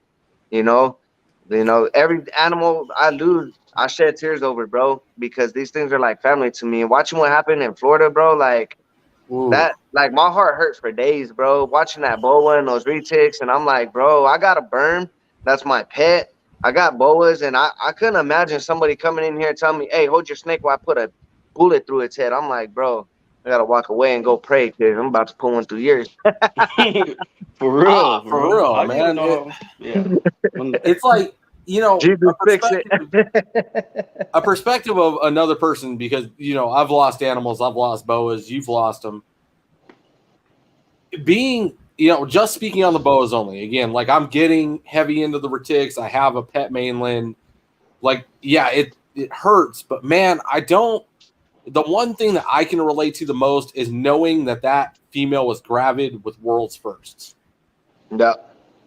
To lose her naturally would be fucking devastating in every way, shape, or form. The 10 years he put into raising her, getting to know the animal. Like, right, Pat, we're talking about, we pull our boas out. We know our boas. We love these animals. We know them like the back of our hands. We can tell you each and everything about them. So when we lose one, it's tragic. It hurts. There are tears shed. There's a whirlwind of emotion. But for someone to take that from us, I couldn't, man. Like, bless that guy's heart, literally. Like, I would have snapped. You talk about putting a bullet through somebody. Like, minimum, I'm going to jail on felony accounts of fucking assault on a peace officer. I'll put my hands on that motherfucker. Like, they don't know, bro. They don't know the emotional pain they just bestowed upon this person. These are pets too. Like, they're not these hoarding things that we just hoard and shove into cages and we're like, all right, cool, we're gonna put this one and, you know, just all robotic and emotionless with it. Like, we pull them out every day. Like, even let's bring them up real quick. Zach, I guarantee it, Zach has an emotional attachment to most of his breeders. Yeah. Even Oh, as like definitely. a business outfit, like he loves these animals, and that's something that these freaking people that want to come into facilities and kill them are never going to feel that. They will never know that emotion. But to take that from somebody, the fire that just sets up underneath me, like I can't go to Florida right now. Like, God forbid I run into an FWC officer. Yeah, anyways, we're supposed to keep, see, this is why I've kept my mouth shut, folks. This is why I haven't spoken on this, because I know it's going to look bad. My anger gets the best of me, and this is one of those ones that just, man, it gets on, it literally broke my heart. When that guy walked out of that room and he saw that they killed the boa, and you hear his voice crack, you hear the crack, you feel through the screen what this guy is feeling, man. Like, I can't. And then with the new video that just came out, dude, like I would have came in there with a baseball bat. Like the hell no. How do you find that video, bro? Oh, I don't know. Donnie is a legend at what he does, man. Like so just as like a perspective, right? Like out of all the people on the internet, I ain't scared of no one. Like you keyboard warriors, sit down and shut up. Donnie were to message me and tell me to shut up, I'm gonna sit down, I'm gonna shut up. Because if I don't, there's gonna be a video of all of the skeletons out of my closet, because this guy is the perfect private investigator. Donnie is amazing at what he does. He spends hours doing what he does to dig up things, and he does it all legally, right? It's all 100% legit. And by whatever ordinance and laws, and this, again, the research that Donnie does, I don't think people quite understand. That 20-minute video that he released this morning, he probably spent 3 weeks on working legalities, making sure he's right, just doing massive ends of research and editing and putting clips together and making sure everything fit. Donnie's just he's a legend. But he's a private investigator, basically. Like that's what he does. So we've been very blessed to have Donnie in our corner in this fight. Yeah, sure, man. Because he was able to unearth the body cam footage, and he's putting everything that he can out to justify, why we're so mad, why we're so hurt, and just to justify why they're wrong. No matter what lies they spew out at some private conference that they're planning, it's irrelevant. No. They were wrong. They knew what they were doing. They had intentions when they went in there. And I guess did you read that officer had killed a snake prior to that at the same day? I didn't, bro. So I guess there was a snake hunter catcher that had found, and this isn't verbatim, right? So I don't want no fact checkers snapping at me in my inbox. From what my point of view, right? A snake catcher was out and they caught a 10-foot, it might have been, retic, right? But it was super docile and super tame, almost like an escaped or released pet. So she kept it to rehome it, and FWC somehow, whether they were notified or they asked FWC, whatever, that same officer that was in there euthanizing those animals had euthanized that animal prior to his arrival at Mr. Coffey's facility. So it's not new, just one was caught on video, the other one wasn't. It makes me wonder how many animals this guy has as his trophies. You know what I mean? How many marks does he have? Because this, again, there's no emotion. They don't care. They're in there to do what they want, and that's to attack reptile keepers. Because that was an attack. That's not a mistake. The guy read the tag. Donnie freezed the shot. You can see the eye contact. It says boa constrictor, not retic, not berm, nor should they be killing them. Yeah, it's a devastating situation, man. It sucks that what happened, man. It's definitely heart-hurting. But on a positive note, there is a positive out of this, man. And I know it's hard to find it, but through all this, we finally had a situation happen that was caught on camera that was able to be brought to light, bro. It sucks that it had to happen. And it sucks that it had to happen to Chris or any other keepers. But I'm just grateful that Chris was able to film it. when others didn't, bro. How many more people have lost their animals in the same manner and yet had no voice over it because they didn't have that kind of proof.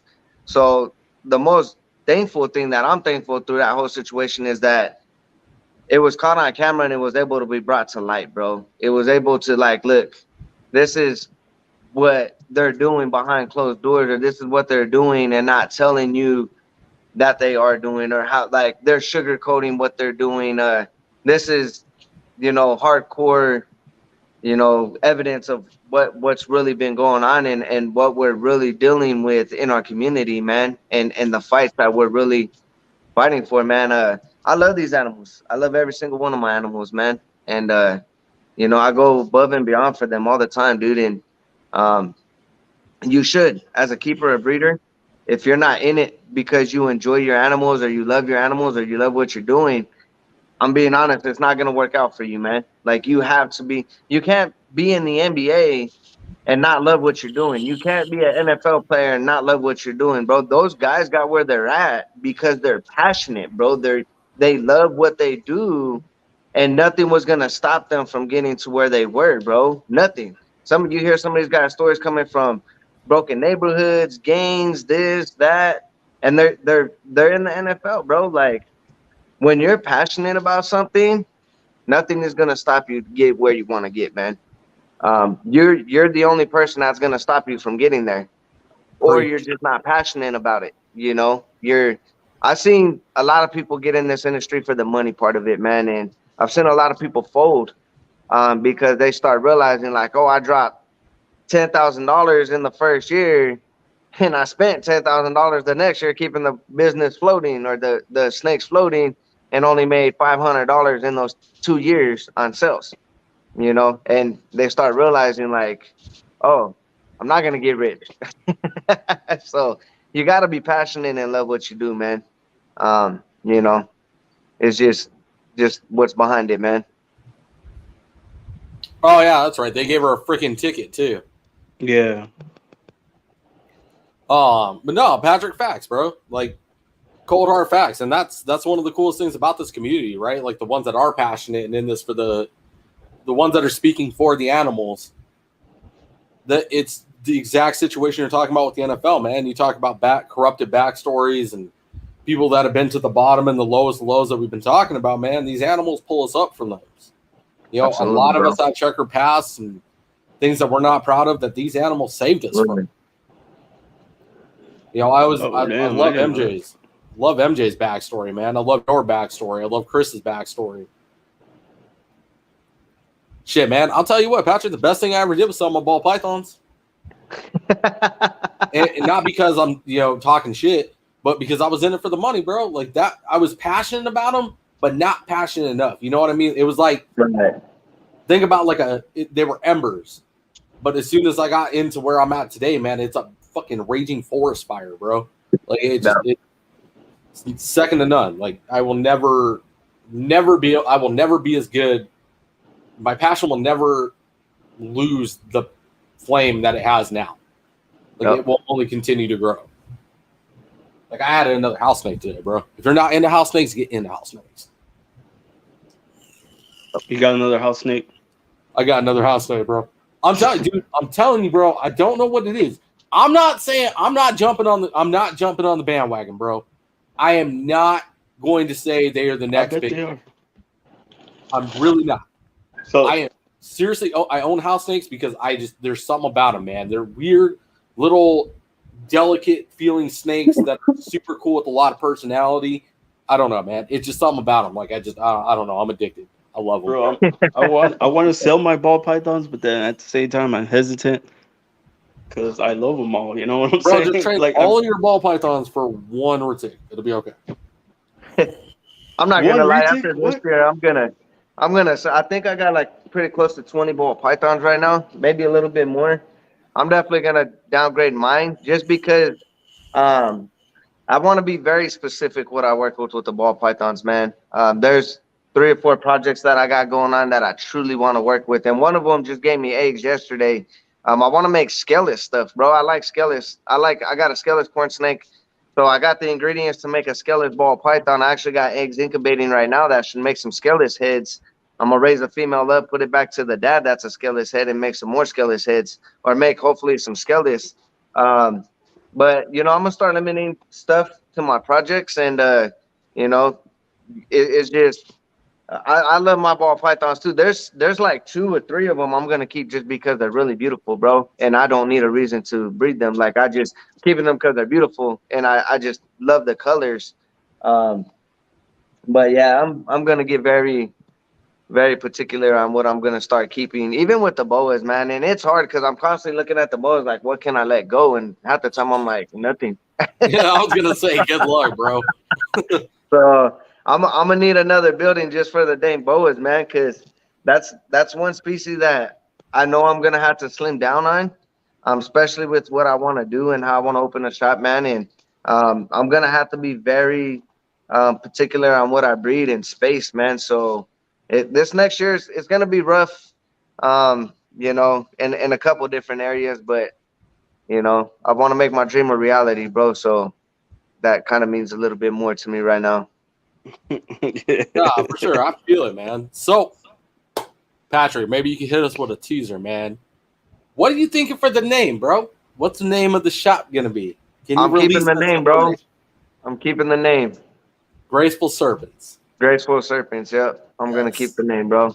So are you adding like I Graceful love it, Serpent dude. shop? Our Bible, we even have a Bible verse that's on our banner, bro. It's on my business card. It's on my shirt, bro. It's Mark 12:31. Love thy neighbor as thyself, bro.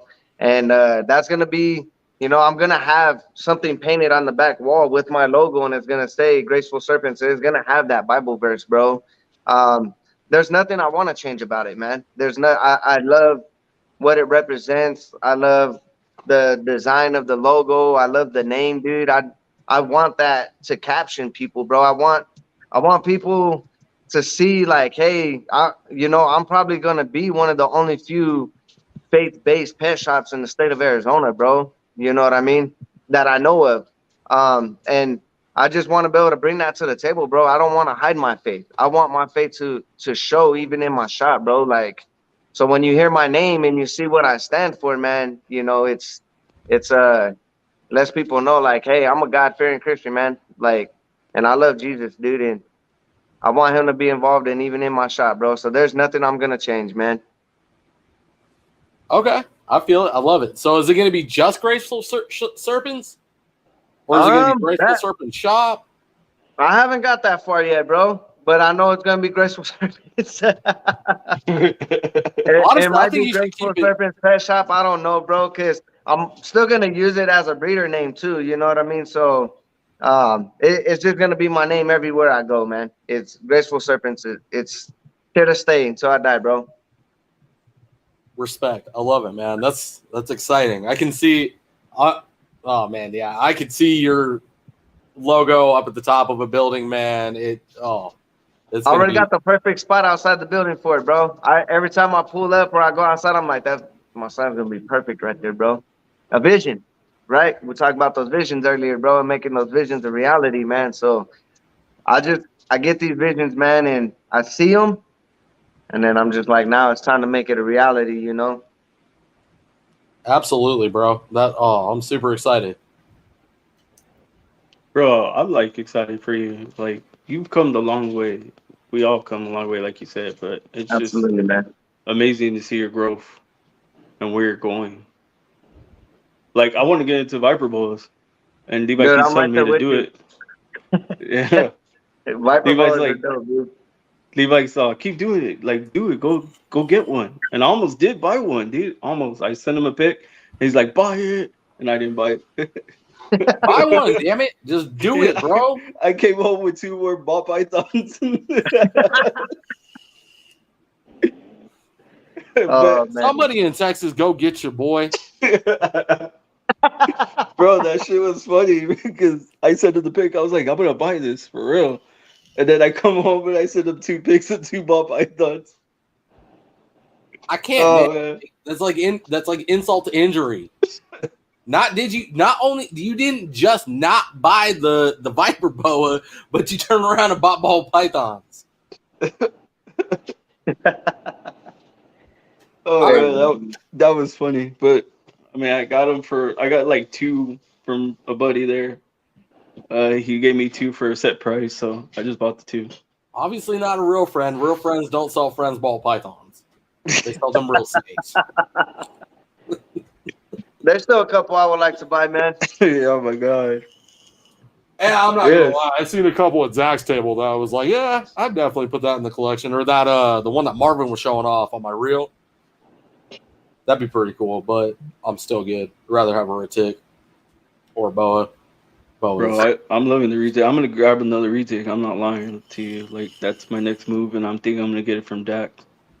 Patrick, when are you gonna quit playing to get a retic, bro? I got a burn. I'm cool with my burn. Don't you have two now, or do you only have one? I just have my female albino. Nice. How's she doing? She's getting big, bro. She's so when I first got her, she was probably, I don't know, like a foot. She's already the size of my 2-year-old boas, bro. It's crazy how fast they grow, man. I've had her for about 5 months. But you know, she's already, I'm used to boas and I'm used to, you know, slower growing animals. So when you get something that grows a little bit faster, I'm just like, dang, man, it takes my boas 2 years to get this size, and it took this snake 5 months. Just for real, man. My mainland's huge, and I'm like looking over at the boas, like, you guys gonna do this, or you know, this one's a year, and it's like 4 times the size of you guys. So if you guys could catch up, that would be great. Oh, yeah, I'm perfectly content with my burn, man. That's awesome, bro. Congratulations on finally getting that, too. That's awesome. Your wife bought it for your birthday, right? It was a huge birthday present? Yeah, What, my the wife let me Burmese? get it for my birthday present. Yep, this that's year. badass. I waited 4 years, bro. 4 years to own a burn. I've had opportunities to get them in the last 4 years, and I had to turn them down, man, because of my situation. So soon as, bro, I'm talking about soon as I was given the opportunity to get one, I wasted no time trying to find one.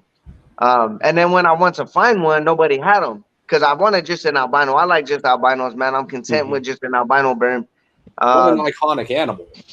Yeah, so it took me almost 3.5 weeks to finally find one before I bought it. So it was it's pretty crazy, man. I was like, dang, they were just a dime a dozen the last 4 years, and now I can't even find one. Well, it's because I wanted one. So that's how it goes, bro. For real. All right, Patrick. I got a wrap up question for you, and it's going to be a good one. Are you ready? let's go. I'm going to specify this down to you, and it's hand cut to you. So I don't like this. if you if you could add one boa species, it cannot be a BI or a BCC. What would it be, and why? If I could add one boa species, One boa species, and it That's can't easy, be bro. BCC, can't be BI. Go ahead. you know, I'll just say it like this. Me and Chris have one thing in common, man. We both like viper boas, and that's the one thing I would add. Viper boas is dope, bro. I've talked about owning viper boas for years, man. I just never pulled the trigger on one. It blows my mind how they take 9 months to have babies. It's like breeding chameleons with those things, dude. But definitely would be another species I would get would be a viper boa for sure, bro. Hands down. Wait. Takes 9 months for them to have babies? Mm-hmm. I don't want it no more. And then they only have like 5 or 6. Oh, I don't want it no more. I thought it was gonna be. That's why they're not super common, bro. That's why they're not as common as like, you know, most every other thing in the pet trade. Yeah, they take a long time to have babies, man. Damn it. See, now I'm going to go on another tangent, though, because I don't understand that mental, Chris. Like, this isn't just an attack on you or anybody specifically, but why at 9 months? I'm still gonna get one. I know, but why would 9 months scare somebody away? That is so much preparation, bro. Like, you have so much time in, like, I don't know. I feel like you're going to nurture that mom even more. Why the hell is it 9 months? It's like you having your own damn kid, though. I am curious now. But yeah, I don't know, man. That kind of got me more excited. I might have to dive into viper boas.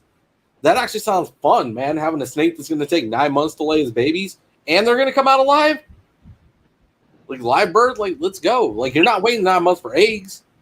You're gonna Yeah, I live just eggs. Go ahead. No, I said that's true. Oh, okay. Yeah. Besides that, I would have said rainbows, but I just picked up a pair of rainbows, so I got those now. So Ooh, I those got are a pair of pretty rainbows. too. Yeah, I got the pearl Brazilian rainbows. Um, so that was a species on my list for a while, man. And I was given a great deal, and I couldn't say no, and I snatched them up the first chance I got, dude, just because I couldn't say no. So, yeah, those were on my list besides my BIs or your typical boa. So, Look, Chip's getting into green anals. Oh, a nose. Sorry, my bad. oh man, I that's had to. funny. I had to. Chuck Yeah, said man. no chondros. I just picked that labyrinth, man. That was another one. That was probably my dream boa, dude. Like I've wanted that boa for 5 or 6 years, man. And so when I was given the opportunity to pick that snake up, it was just, man, it was emotional, bro. Not gonna lie, I shed a tear too. It was extremely emotional, especially when you dream of owning something, man, and you finally get the opportunity to get it, man. I wanted an IMG boa for 4 or 5 years before I got my first one, bro. And then, I wanted a labyrinth 4 or 5 years before I got my first one. And there's not a greater feeling in the world. And that's how you know you're passionate about what you do and you love what you do is when you want something that bad and you finally get it, the emotions that come with it, bro. It's not just like, oh, I got it, bro. The excitement, I was shaking, bro. Like I couldn't even hold the boa straight that night when I was holding it. I had to put it back because I was shaking so bad because here I am holding a snake that I only looked at in pictures, bro. You know what I mean? And it just and it made the breeder so happy, bro. He was just like, dude, this is why I love doing what I love. It's not even about the money all the time. It's about me be able to produce things that make other people happy, man. Like it's a good feeling, and it is, bro. It's awesome when you can do what you love. You're passionate about what you love, or what you're doing, and then you get to help other people, and you get to make other people happy with what you're doing and with um your products, that you're putting out, man. So it's amazing, bro. And it's very heartwarming, man, for sure. So Respect. Dude, did I tell you about real quick? Did I tell you what I picked up at the expo, bro? I A don't think boa. a boa. Was it a boa? I picked up 2 of them. So I picked up that Oh yeah, you Molly picked up that Molly Head Paradise from Chat Ice. and then then that boa constrictor. I lost it over that one, bro. I was in the same situation you were. I was in the car. When I was taking those pictures, man, I was almost shaking, bro. Like I was just so excited to have it, to finally have a BCC in my hands. right. Like it's, dude, I can relate 100%, bro. It's that one. I've been talking, how long have I been talking about fucking grabbing a BCC? Fucking Yeah. years now. And it just happened, bro. It just came together. It was like, poof, here it is. And I was sitting in the car. I'm like, oh my God, like this happened. Like I was losing it, bro. Like I was holding her last night. I was just like, dude, it feels unreal, right? Like you're just like this. I don't know, man. It's just, you can't really express the emotion that comes out of you finally having these animals that you've been talking about. I'm like, it's an incredible feeling. It is, Bro, man. that happened with me with the retake, like for real. Like when I hold my first retake at the Arlington show, and Dax gave me the ocelot, and I was just holding it, man. I was falling in love with it. I was like, oh man, I better get this thing back because I'm gonna end up buying this. And then I got one. But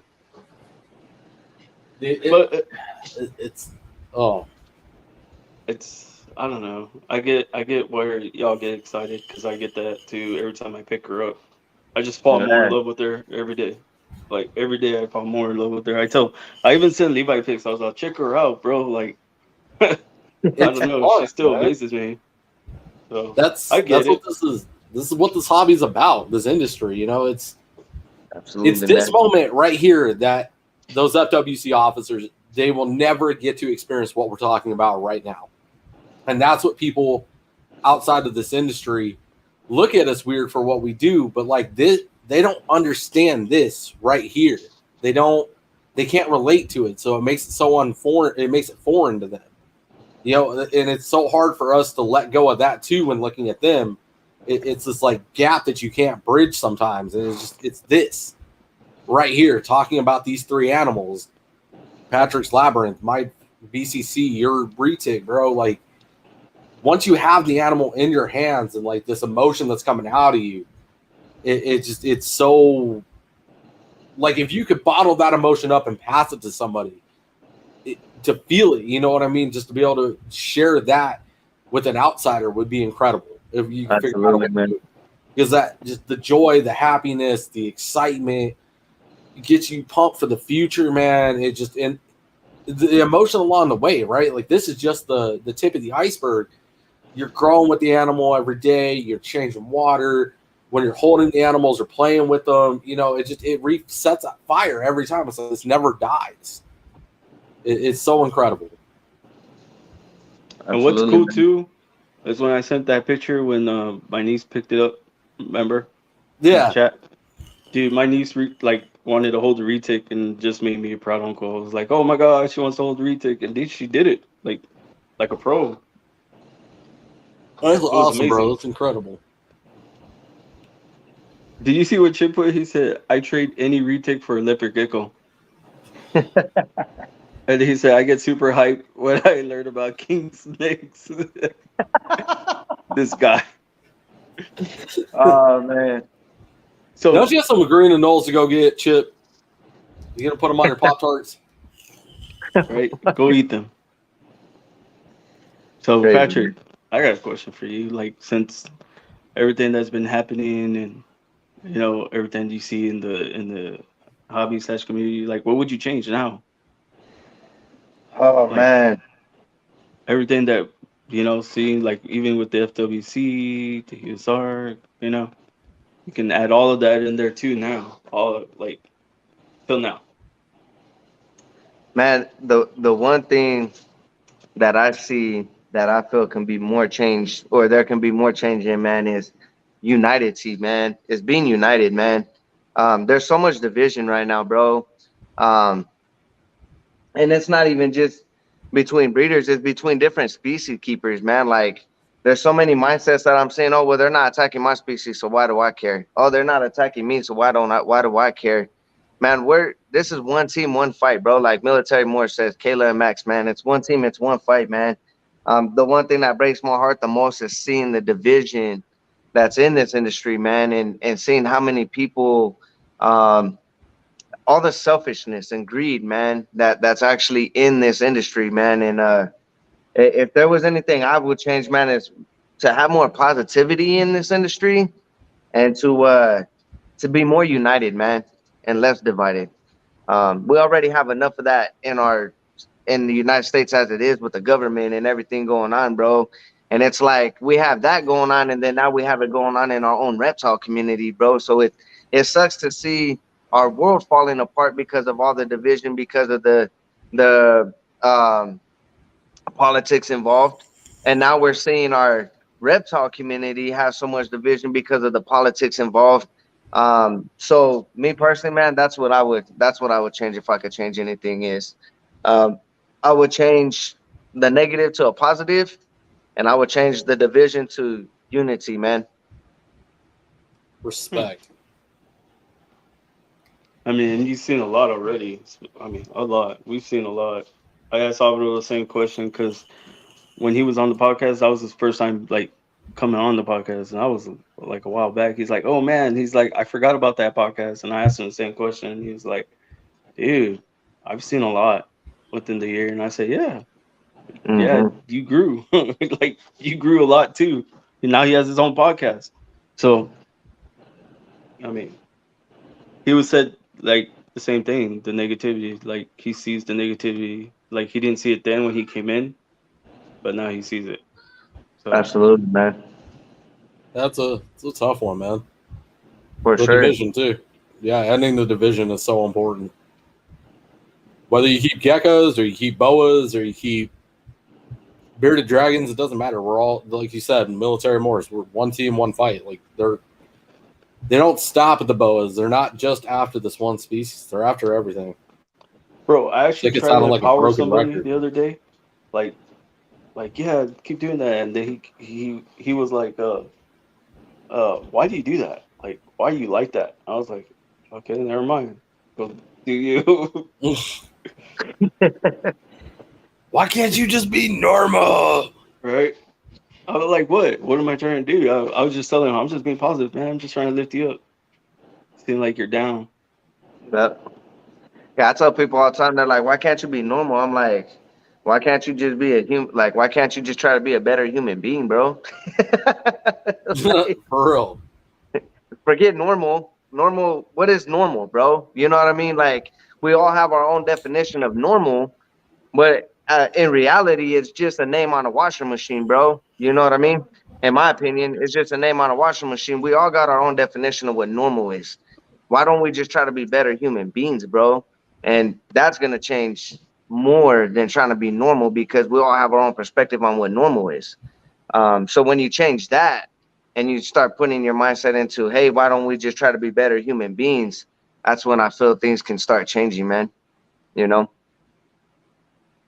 Respect. because somebody's normal may not be my normal, and my normal may not be somebody else's normal, and that's perfectly okay. I don't look at normal no more. I look at why don't we just try to be better human beings, man? Because at the end of the day, you know, me having my faith and reading the Bible and understanding, you know, what God tells us, we're all gonna sin. Nobody's perfect. We're all human. We're all gonna fall short. Um, but it's about being better every day. It's about being better than who we were yesterday and the day before, and trying to be better tomorrow than who we are today if we're given tomorrow. Um, and that's what I live off of now, bro. I don't live off of normal. I live off of just overall being a better human being, man. And because my normal, like I said, is not somebody else's normal. So um, everybody has their own normals and their perspective with definition of a normal. So it's just sometimes we just got to change our perspective and our mindset and start, instead of saying, hey, be like this, why don't we just try to be a better person? Because the better person you are, you can reflect that to somebody else and they'll help them be a better person. Then it becomes a domino effect. And instead of having a bunch of negativity, you have a bunch of positivity and you have a bunch of more people trying to be better instead of toxic. Yeah. Fuck yeah. I get that. Yeah. I agree. Respect. Right, like Bosa said right here, if you're not encouraging, don't be discouraging. Right, for sure. Amen. Yeah, All right, boys. yes. He says, yes, we know this, but ignorance isn't the government. Oh, it's the government, I guess. I don't know. Absolutely. Oh, he's saying that That's to why Gio. we got to be better, man. Work to be better. Yeah, the government can kiss my ass. For real. Straight up, yeah. That's where I'm at with them. All of them. Every last one of them. Left and right. I don't I care. have my own opinions. Myself, I just tend to keep them to myself because I gotta be a That's better not example. normal. Not normal. That's not normal. This is why you got to join That's the why Red I'm trying to Talk be a crew. better person. This is why you got to join. Yep. Okay, go ahead and plug yourself, Patrick. Yeah, Patrick. Where can the people find you, bro? You can find me on Facebook. I'm under Patrick Scarlato. I have a business page on Facebook, Graceful Serpents, and then you can find me on TikTok at Graceful Serpents or Instagram at Graceful Serpents. Oh no, you're a TikToker? I do have a TikTok, bro. Yeah, I do follow have a him. TikTok. Patrick, on the very, very last page of the newest Bible, I'm pretty sure there's a verse in there that tells you you're not allowed to use TikTok. I don't know what Bible you're reading, but that's definitely not in the book of Revelation. Right? That I read, was bro. like, I was going through my head, dude. I was like, I don't remember seeing no TikTok in the Bible. What are you talking about? Nah, that's nowhere in the book of Chris? Revelations, bro. Hey, it also says do not add or take from the Bible, so be careful, bro. Damn. All right. Troublemaker across my forehead. Dude, so when we end this, I'm gonna shout out the sponsors, and then I'm gonna let Patrick end this in a positive message to the Let's viewers. go. All right, so I'm gonna shout out the Reptile crew, of course. Johnny in the house, he's here right now. I got Best my merch. reptile crew hat on too. Right? So Ooh, there shout it out is, to right there. Yes, bro. Let's go. That's a trio And- reptile crew. Hell yeah, look at that. Everybody's wearing the crew. Ooh, I got my shirt though. Yeah, he got his shirt. I got Brian's army shirt. I got my business shirt. Graceful Serpents. Let's go. Bro, I need one of those shirts, by the way. Yeah, for real, That's- Patrick. The next time I see you, I need to get a shirt from you, bro. Yeah, I got you guys. Dude, I'm not gonna even talk about shirts right now because I got Levi's shirt. He didn't even pick it up. Bro, couldn't go on Sunday. I had man. business Just leave it to at take that. care of, all right? And of course, Business. we got Ship Your Reptiles. You Yes, know, sir. our sponsor. Shout out to Ship Your Reptiles. Go use our code Flexin23, and you get $15 off shipping. And then you got CNB Reptiles. Go ahead, Levi.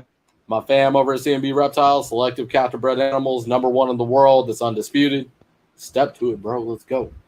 Hit up my fam for real though. Only Reach Out Reptile distributor on the West Coast. You want to physically go pick up a Reach Out Reptile produced super dwarf reticulated python, or I believe they still have house snakes. If they don't, they can get them. Hit up Bill. Yeah, I think they do. Tell me, you need to get on the house snake train. Not because they're the next big thing, bro. Just because they're fun. They're these cute little things, man. Anyways, Hell yeah. here I Hell got yeah, the next Johnny. one, bro. I got the next one. At Go ahead. least there was a shirt available from Shipper Reptiles. We're also proudly sponsored by South Bay Reptiles. Shout out to Josh. Hit him with a like on Instagram. Go subscribe to his YouTube. That's the homie. Hell yeah, he's a homie. I got a shirt and a hat. That must be great. Bro, it was when he sent my niece the shirt. Remember when she did remember go become US Arc or something? Remember when she said that little thing and he heard it? Yeah, He's like, yeah, yeah. no, I remember. He also Yeah. he texted me like 4 times about the shirt. I see him. And then we got KC Reptile Lab for substrate. I actually just talked it to him. The code is just Flexin. There is no number, just Flexin for 50% off. Oh my god. Yep, I know. Leave it to So Chris. bad. That's so bad, bro. I was like, is it Flexin and a number? That's who I was talking to right now. It's okay. We're a hot mess. Welcome to the podcast. Yes, we are. We are a hot mess. And then, of course, Blue Tongue Republic, our newest sponsor. Welcome on. We're actually going to drop a new logo for Sexin and Flexin, so that's coming soon. Brought to you by our sponsor. Yes, sir. Oh man, I gotta redo the intro then. Yeah, bro, that's why I was like, wait, just keep it the way it was. But you're Okay, okay. I got this. All right. And then we're going to let Patrick take us out on a positive note for the people. Go ahead, make your positive message. Positive message. Like what do you mean? Like, We're like like, people coming in. Huh? Give us something inspirational to end the podcast. Yeah, there you go. Get the people pumped man. up. Let's go. Man, just be you. Be a better person. You know, just make a change. The one thing that I guess what I'll leave it on is the one thing I look up to, and the one thing that's changed me a lot, and this is what I use as a lot, man, is that song by Michael Jackson, "Man in the Mirror," man. It all starts with us. We gotta take a look at ourselves, and we gotta make the change, man. So it starts with you. Make the change. Be a better person. Make the world a better place to live in. And I'll leave it at that. Hell yeah. Let's go. All right, on that, everybody, y'all have a good night. I give it up for Patrick. Appreciate you guys, man. We love Yes, all sir. y'all. Y'all have a great night, and we out here, guys. Hey, Thank you Patrick, see you again. backstage. All right. Told you this one's gonna pop off.